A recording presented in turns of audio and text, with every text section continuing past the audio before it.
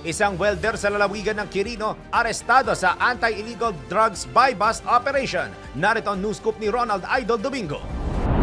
Nadakip sa Purok 7, Barangay Rizal, Saguday, Quirino ang isang individual matapos ang isinagawang anti-illegal drug bypass operation ng Saguday Municipal Police Station. Nakilala ang suspect na si alias Julius, 44 years old, may asawa, isang welder at nakatira sa Purok 2, Barangay Lapas sa nabanggit din na bayan. Nadakip ang suspect matapos nitong bentahan ng illegal na droga ang isang otoridad na nagpanggap na buyer.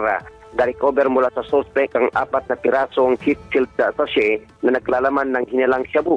Bypass money, isang caliber 38 na walang serial number at markings at 2 live ammunition para sa nabanggit na uri ng baril.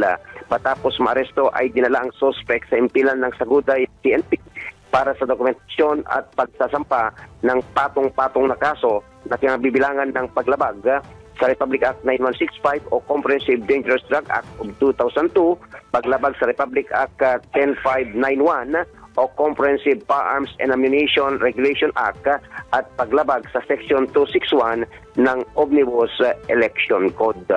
Ito ang Ronda Patrol, Ronald Idol Domingo, nag-uulat para sa impilang may pudong lakas, DWIC, nagbabalita ng tama, naglilingkod ng tama.